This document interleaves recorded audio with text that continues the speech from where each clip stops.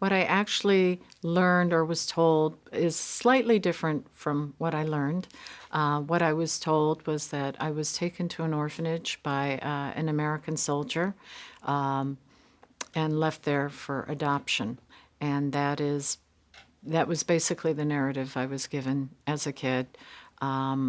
Later on, I learned a lot more. I learned that I had indeed been taken to the orphanage by an American soldier. I found out who he was. He was Sergeant Alday, and I guess it was his first tour of duty in Korea. He'd been there on the ground for about 3 weeks. Somehow got me, I'm not quite sure how that happened, but he took me to the World Vision Reception Orphanage, which was an orphanage run by World Vision. And it was his intention to adopt me. He apparently initiated the process. The adoption was rejected. I think his family in South Texas was lukewarm at best, so the application was denied. I was then made available for adoption, and then they paired me with a family in Southern California. I was born in 1957, relinquished in November 1959. I'm not really sure how long Sergeant Day's application process took, but from the time I entered the orphanage to the time that I actually arrived in the United States was about a year and a half. So I was in the orphanage a year and a half and came to the U.S., arrived in the U.S. February 1st, 1961. The other thing that I've learned through my research is my mother, who would have been a Gijichon, which is essentially a military prostitute. There were thousands of them in Korea. This is post-war Korea, and it was essentially if women didn't work on the base, they worked on their backs, and my mom did the latter kind of work. So she and my understanding is within that military camp town culture, you had women who, served either white soldiers or black soldiers. Clearly, my GI dad was white. I learned that, or I was told that he had rotated back to the U.S. before I was born, probably had no interest in me. I mean, that was the case with thousands of us mixed-race children who were born in Korea, and there were indeed thousands of us. In fact, we are the reason international adoption from Korea started. It was basically to purge the country of its human refuse, us, the mixed-race kids that were born to the Gichichon and the GIs that were there at the time. So I only learned that in the last year and a half. I'd never been told prior to that yes, your mother had been a prostitute. So I've done a bit of research about that. I even tried to search for her, but didn't find her. Given my age, I'm 56, so given my age, high likelihood that she could be deceased, whether she's deceased in Korea or whether she actually immigrated here to the U.S. after I was born, came here as a Korean military bride. I don't know, but, she could well be deceased. And so my efforts to find her were, it didn't, I found nothing. I actually went on the KBS show, on TV in Korea. I had Sergeant Lee, who's a famous national police in Korea who does a lot of searching. I had him looking and basically didn't find anything. So I feel like that door is now closed to me. It wouldn't surprise me if I did indeed have half-sibs, whether I have full Korean half-sibs or even other half-sibs who are mixed race. I think a good likelihood of that given the cultural context. So that's what I learned in the last year that I didn't know as a kid growing up. My adoptive family, my mother had actually had endometriosis, so was not able to have children, which is why she was interested in adopting. She was married to my then adopted father. It was a second marriage for him. He'd had been married probably like right out of high school or something and had kids from that marriage. But she wanted kids. I'm guessing, it was more her interest than his. So they pursued adoption. I think, were initially looking to domestically adopt. That didn't really come to fruition. And I guess there was a lot of news at that time about the mixed race kids in Korea. So she was particularly interested in adopting a mixed race child from Korea. So I got paired with them. They had no children. I was the first. I came to this country when I was 3.5. So obviously my first language was Korean. Unfortunately, I have no memory of that experience. I have no memory of the flight over. I have no memory of landing or meeting my parents, and they did not take photos of that time, so I have nothing to document that. And I lived in Southern California. The first 4 years of my life, I think we moved at least 4 times, which, as an adult looking back, I think that's really odd. I mean, moving is really stressful for anyone, let alone a family with a small child. But we changed houses at least 4 times in Southern California. When I was about 5, I think like 5 or 6, they decided to adopt another mixed race child from Korea. So they adopted my brother, who clearly was not a biological sib to me, but he came from Busan. I'd been adopted from Seoul, and I, I, I have some recollection of that, of him coming. I remember him having to pee a lot and being very anxious, and so it's more like I don't have memories of specific instances, but sort of snapshots of memory. And we lived in Hermosa Beach until I was 8 years old. I was in the middle of third grade. At that point, my dad decided to do contract work, and he got a job with Northwest. We moved to Seattle, and that started our great moving odyssey. He was not military, yet we moved kind of like we were in the military every single year, which again, looking back on it now as an adult, I think was nuts. It's hard for any family to do, and particularly a family who has adopted children. Because basically I grew up rootless. We changed residences every year, changed schools every year. I finished third grade in Washington State. We moved to Georgia. I did fourth grade in Georgia. I did fifth grade in Texas, and then sixth grade in St. Louis. And that is when shit hit the fan. My father, I think, had always been an alcoholic. Back then, there wasn't really vocabulary for that. People were just considered social drinkers or heavy social drinkers, and he was clearly that. But by the time I was 18 or nearing my teen years, it was really full-blown alcoholism, and that seemed to take center stage. So we ended up in St. Louis and ultimately stayed there. It was in the 70s.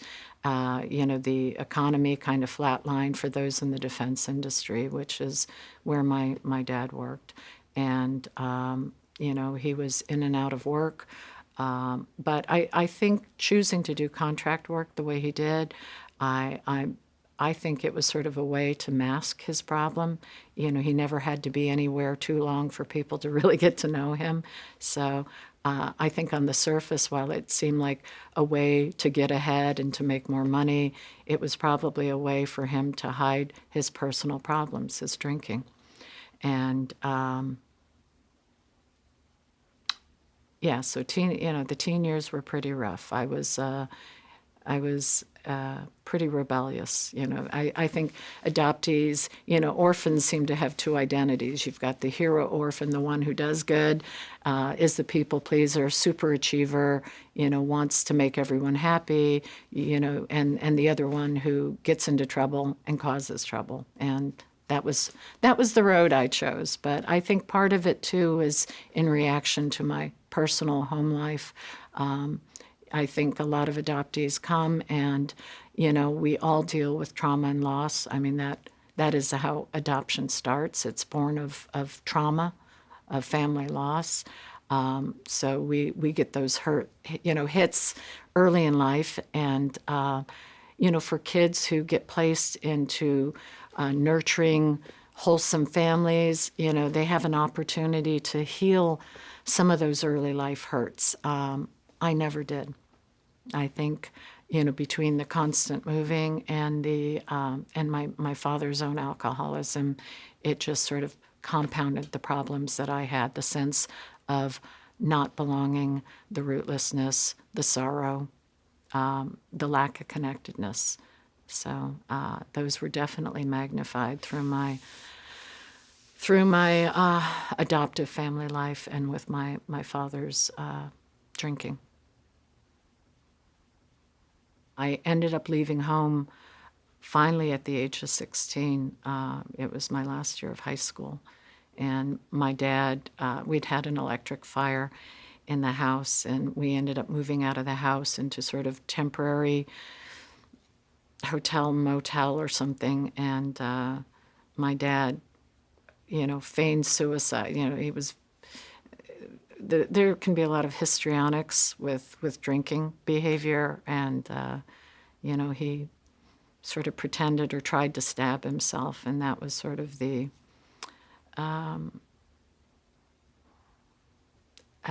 last straw.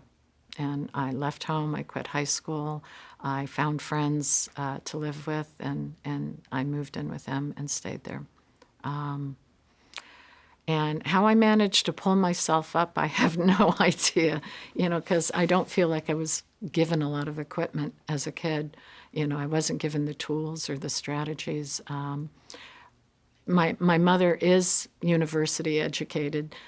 She is a voracious reader. One of the things she did give me was a love of reading, and we spent time in libraries. So I think that was definitely a positive influence. So I knew from her that education was important. So somehow I managed to finish high school, and I started college. But I had no idea what I was doing in college when I first started. I'd never been channeled or directed. Yeah, I'd never been mentored, by my parents or by anyone else. And I know now as a parent myself, that I was in desperate need of mentors. And the friends that I had that I was living with weren't the ideal mentors. They were sort of hippies doing sex, drugs, and rock and roll. But ultimately, I did end up school. Then going to a community college, taking classes part-time. And, I always sort of stayed in school. And then living on my own, living with friends, working part-time, going to school.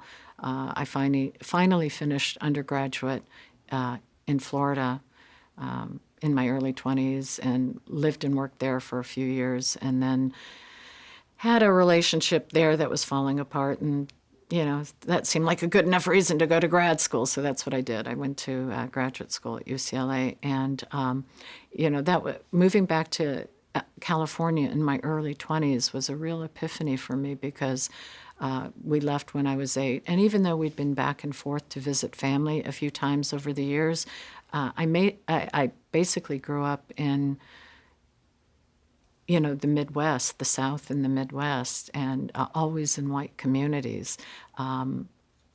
So to move to California in the early 80s, and at that time there was this, of course, a massive Asian explosion in California. So it was a real epiphany for me to be there and to finally see so many other Asians and to see how people saw me my entire life.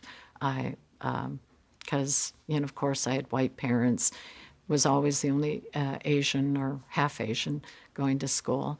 And growing up as a kid, I got all the usual racial slurs, chink, chap, gook.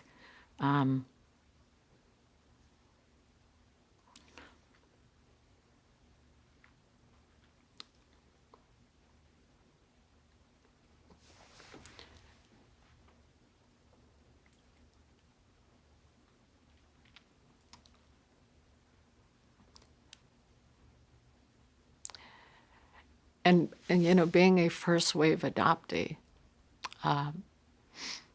no one knew what they were doing.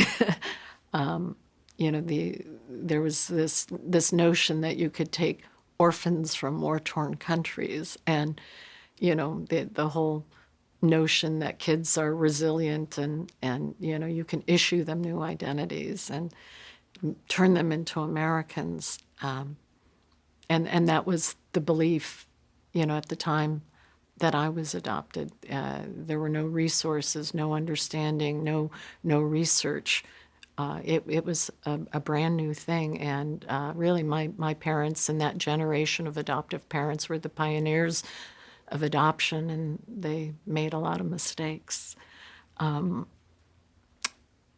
So, the ideas of racism or identity, it was never part of my argot growing up, and it should have been. It needs to be part of everyone's vocabulary as a transracial adoptee. But I didn't even know what those words were, and if I complained about being bullied or teased, it was like, oh, ignore them, kids can be mean. But it was never viewed as racism. So, that you just develop kind of a thick skin about it, and it was just part of my existence, and you live with it. So moving to California in the 80s to go to school and seeing all these Asians, it was the first.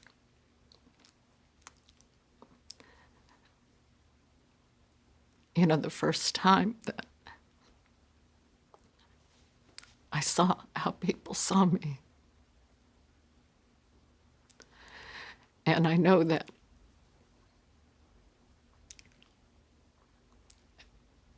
as a transracial adoptee, growing up in a white family, we don't, we're white. We see ourselves as white. And I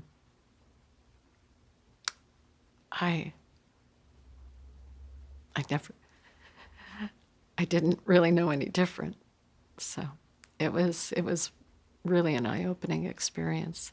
And a lot of people see me now and don't even know that I'm half Asian, but I will go on record, and I've only shared this with a few people, but I will go on record and say I had my eyes done when I was 30, and I had that done when I was in California. I think I was filled with a lot of self-loathing, and so now I can pass, but up until the time I was 30, I was clearly Asian. Today, I'm a mother. I actually had children late in life, but I've got a teenage son who recently turned 18. He's still in high school. I also have an adopted daughter from Cambodia who just started her freshman year in high school. We adopted her when she was about 4.5. I'm essentially a single mom. My spouse, from whom I'm separated, even when we were together, I was a work widow. He is in the in consulting, and as a consultant, he traveled a lot. So the years we were together, it was still kind of like being a work widow. But we've been separated for about 8 years. I live in Massachusetts, or the Boston area, and he lives in the Middle East. We're still married on paper, but we really don't live as a married couple. he's been a very stand-up guy and continues to support the family. He sees the kids a few times a year, typically during the holidays, the winter holidays, and then during the summer, and then maybe a couple times in between. But I'm fortunate enough to be a stay-at-home mom. For that, I'm extremely grateful. So I've been at home for the last several years with my kids. My son was actually born in Germany. My spouse is German, so we lived in Germany, and my son was born there. And then we moved from Germany to Thailand, and lived in Thailand a while. But it was when we were in Thailand that it was clear that my son had some disabilities and developmental issues. So we ended up moving to the U.S., coming to the Boston area. And so a lot of my early parenting experience was navigating the special education highways, helping my son to access services and things like that. So it's part of the reason why I've been a stay-at-home mom was that's kind of a parenting plus job. And so I was busy doing that. And then I wanted to have another child, but I was also an older mom. So because I was adopted at that time, I was interested in adoption and, the whole idea of paying it forward. So decided to do it in Cambodia because of we'd lived in Thailand initially. I'd wanted to adopt from Thailand, but that was a little more difficult. So we ended up doing it from a neighboring country, Cambodia.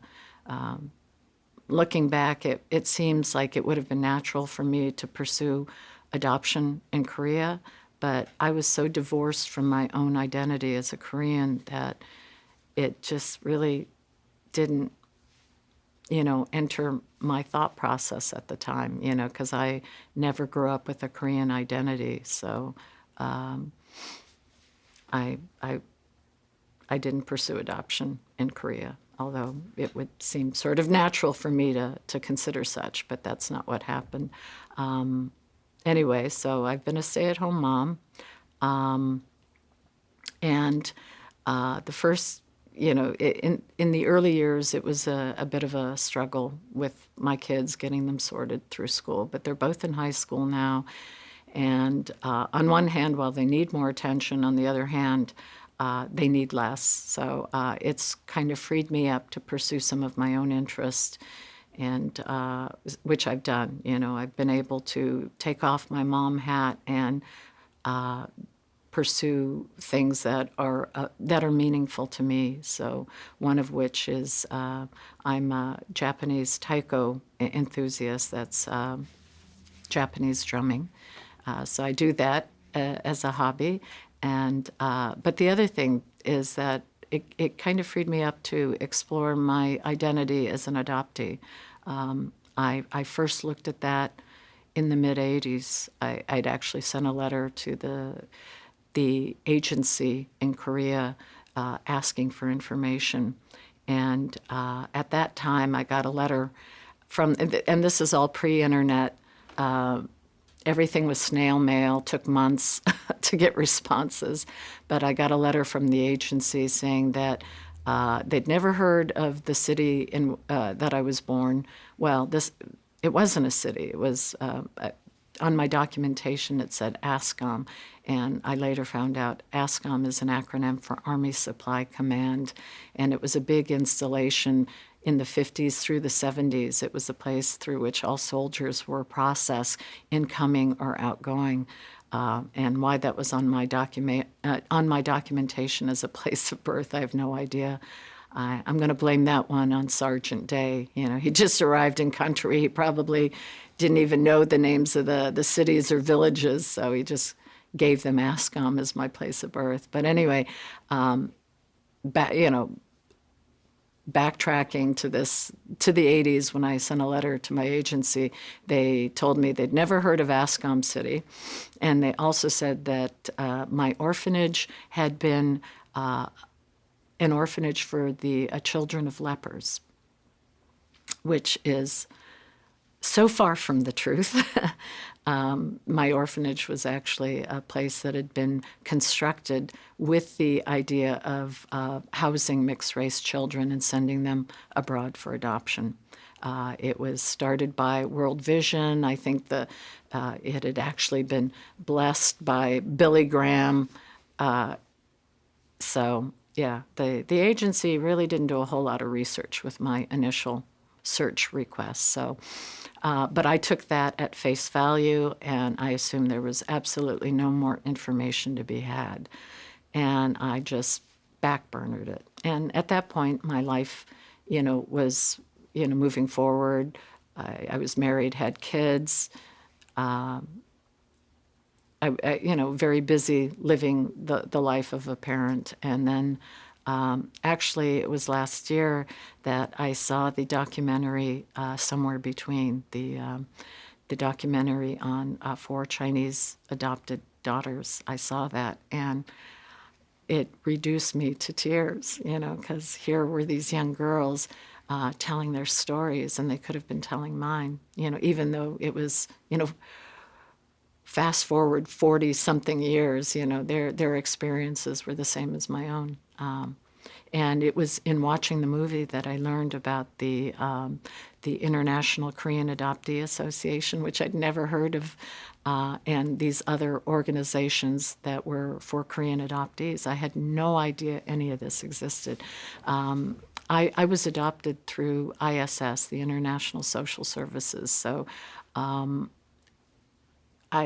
and my parents, are not particularly Christian. We had no connections with other families with adopted children. So aside from my brother, I knew no other adoptees. I knew no other transracial adoptees my entire life. So I had no idea that there was this massive community of Korean adoptees. So it was really eye-opening to see this film. And as soon as I learned about these organizations, I started Google searching, and I learned about the ICA conference in Seoul, which was held last August 2013. And since I had already planned a trip to Japan that summer, I decided to piggyback the event. So I went to Korea, and at the same time, somehow I made contact with Deanne Bourget-Liam, who is the one who told me about ISS USA, the archives in Minneapolis.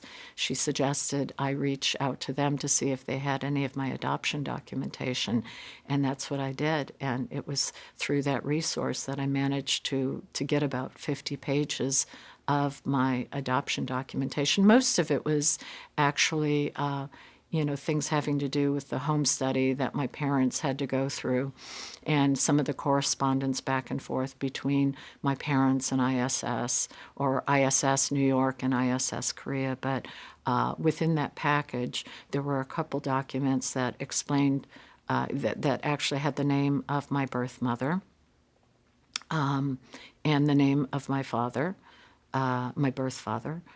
And a little bit of my story, which just said that I'd been taken to an orphanage, that my mother couldn't financially afford me. She was living with another American GI, and that was basically it. But it was really profound for me to see my mother's name, my birth mother's name in print for the very first time. So, once I had her name, then I initiated a search, and I did this through ISS, who then contacted Korean Adoption Services, well, actually Social Welfare Society in Seoul, and the chain is Social Welfare Society, Korean Adoption Services, and so initiated a search looking for her.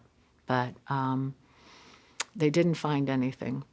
Not that it's surprising. And then when I was in Korea for the conference last summer, I was on the TV show, and Sergeant Lee had also been looking, for this person whose name that I had, and had not found anyone. A few months ago, I received an email from KAS saying that Sergeant Lee had basically located all the people with my birth mother's name. Most all were deceased except two. One had been 12 at the time of my birth, so that clearly eliminated her as a candidate. The other one was almost 90 years old, but she said she was not my birth mother. So therein ended my search. But I've also learned that a lot of the information in documentation is false. I've learned this through being in contact with other Korean adoptees online. So it's occurred to me that the name that I had may have indeed been a false one. There's always that possibility. So, but I'm not going to know.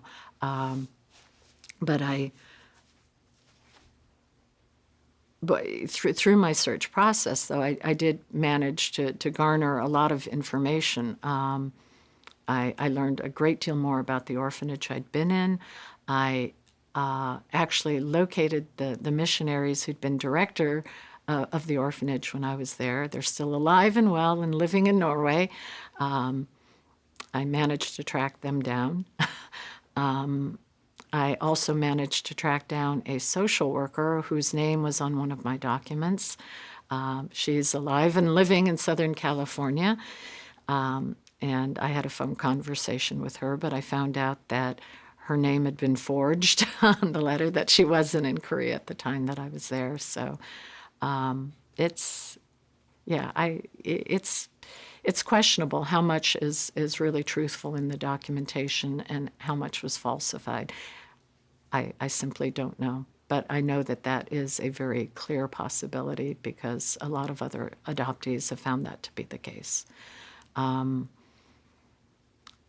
I also, in the last year, learned that my mother had been a military prostitute. I knew nothing about that culture and why there were so many mixed-race children. And I actually found that out by going online and finding academic papers written about mixed-race children in Korea. And it was through reading these academic papers that I learned that most all of us were born to Gijijeon, military prostitutes who worked in the camp towns serving the U.S. soldiers.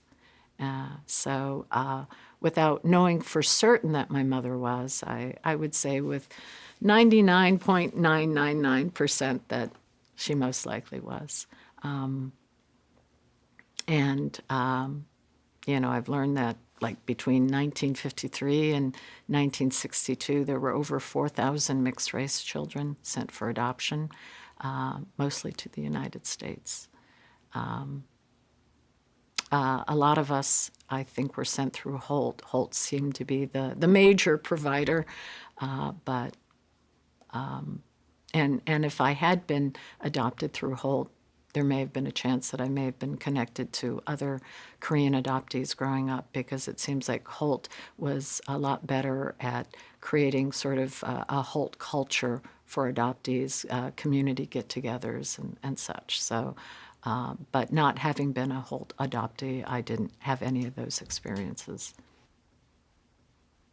I think identity is a really fluid thing.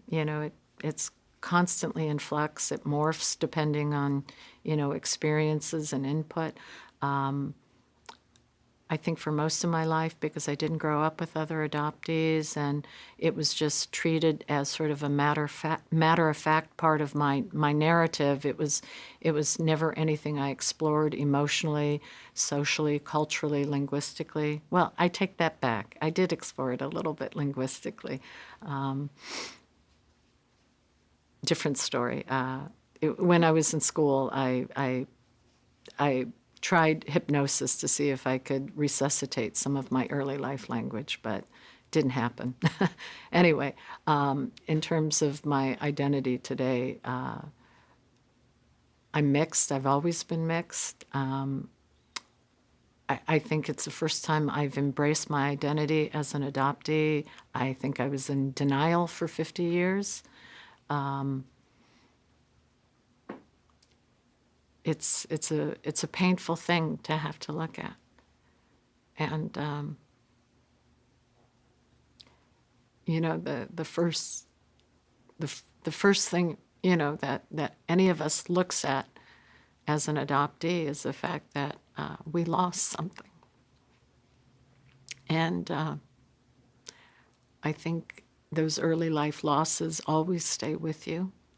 I think that's always been inside of me. And as an adult, I can look back on it and say that I think the way I internalized that experience was I was bad, I was defective, there was something wrong with me.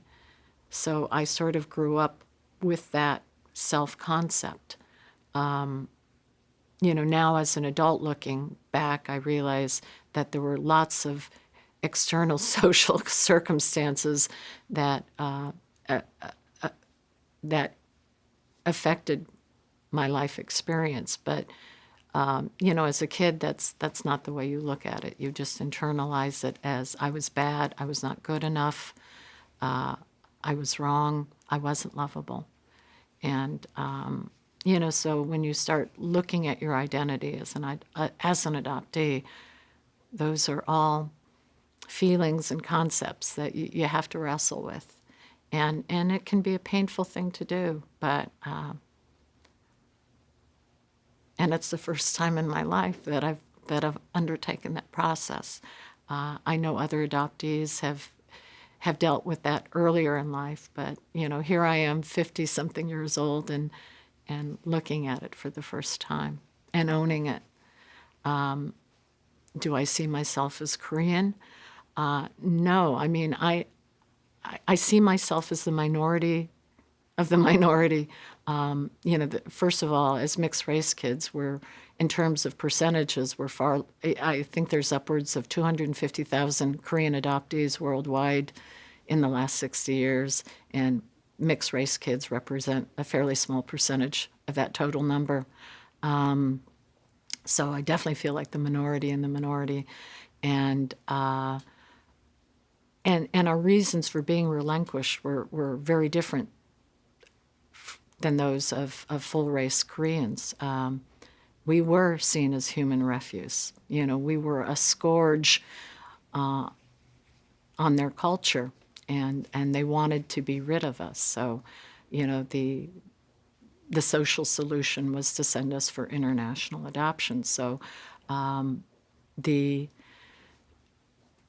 while other adoptees were sent for family losses, maybe divorced parents or a widowed parent or alcoholism or addiction. There were social family problems in place, or maybe it was a single mother. It wasn't an individual reason. It wasn't because that child was seen as bad or wrong. It was just a crap roll and they got a bad hand. Whereas for mixed race kids, it was individual. It was for individual reasons. We were seen as trash, and in fact, I understand that the names that they called us were the equivalent of male trash or female trash. Those were the names we were called in Korea, and I know that there was a lot of bullying in Korea of mixed race kids. So I have probably a lot more ambivalent feeling toward the culture than maybe other full race Koreans for that reason. It's hard to embrace a culture that didn't want you, that discarded you. That said, I grew up with this Asian identity, and it's not something I own, but rather others saw in me. Part of the reason I searched, it wasn't necessarily to have a relationship with a Korean family or a Korean person. It was just my desire to have a picture of my birth mother, to know what she looked like, because I think as adoptees, we all want to know who we look like. Where did our nose come from, or our cheekbones, or our hair? And these are questions that non-adoptees never have to think of. But it's something as adoptees we always wonder about. We always wonder what our biological parents look like. And for me, my search was driven It was, having a picture of my birth mother was on my bucket list. So that was the big driver for me to search. Am I Korean? I feel like an Asian American. That's how I identify myself. I am an Asian American. I am an immigrant. And that's, if anyone asks me, that would be my answer.